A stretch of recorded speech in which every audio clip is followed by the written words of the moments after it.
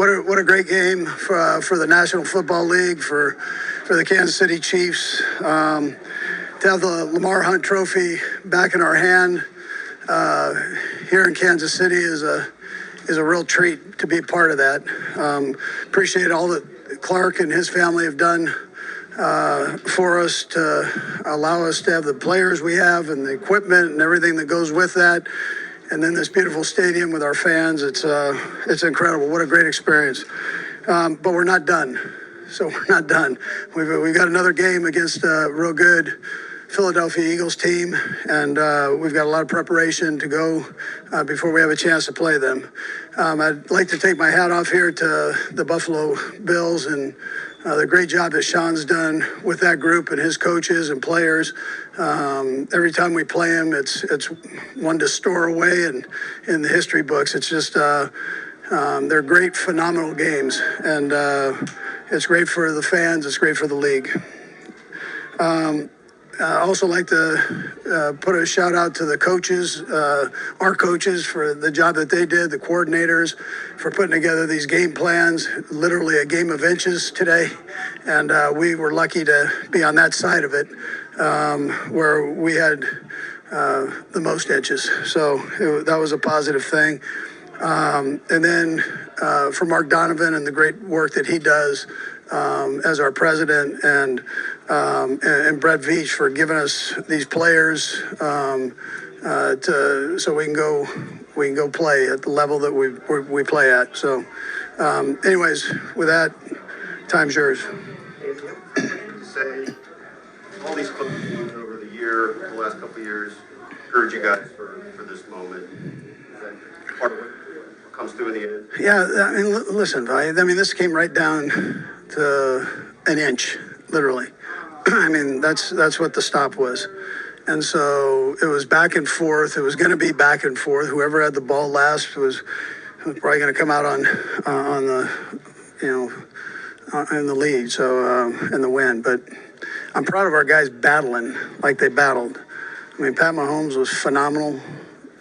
Travis Kelce, their leadership, Chris Jones. I can just go through all these guys. I mean, they didn't waver at all, and that's how they've been. I mean, that from training camp. I mean, they've got this personality where they know how to bear down. They know when to have fun, but they also know when to bear down. And can you go also the 4th and 1 play on inside your own territory, and not typical for you guys. What went into doing it? I just want to give you something to write about, Vahe. No, listen, again, that's a trust thing. You have to have trust in your guys. We called a timeout so we could kind of calm the minds and take what we thought was our best play and against them there. And so between that one and that last one at the end that P. Ryan had, we had some time to kind of digest those. When these head coaching cycles come around, and Spags is not at the top of the list, how perplexing is that to you?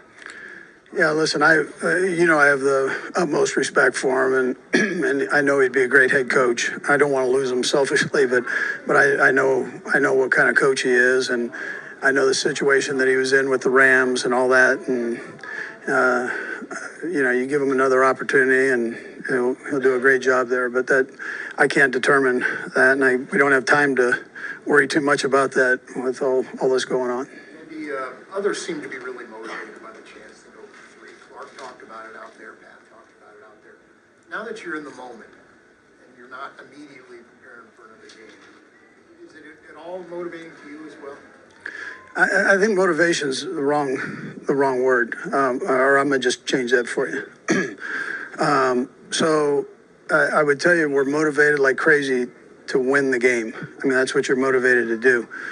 You get caught up in that other stuff, all the hype that goes with it, and then you forget about 3rd and 1 and detailing that, either side of the ball. So you've got to keep everything in perspective. And really, when it comes down to it, all the confetti, all that's great. I mean, it's great. Nothing like doing it with your home fans. But it's going to come down to a football game. And the team that prepares and makes the least amount of mistakes will come out, the victor. So you make sure that you keep your head right and bear down and, do the right things. You mentioned that fourth down play. What does it say about Nick to be able to make that play? Really, what has he meant these past few years? Yeah, Bolton. Yeah, he's unbelievable. He's a great kid, great player. You know, pride of Missouri, MU baby. Yeah, so he's been fun to to be around and coach.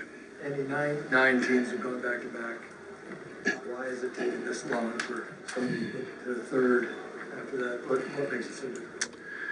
Yeah, I mean, you think of all the ups and downs and arounds that you went through during the season, the injuries, all those things that have to just happen the right way. With the margin to win and or lose in this league is so small, the parity is unbelievable, and that's the way the commissioner and the owners wanted that, so that every city had a chance.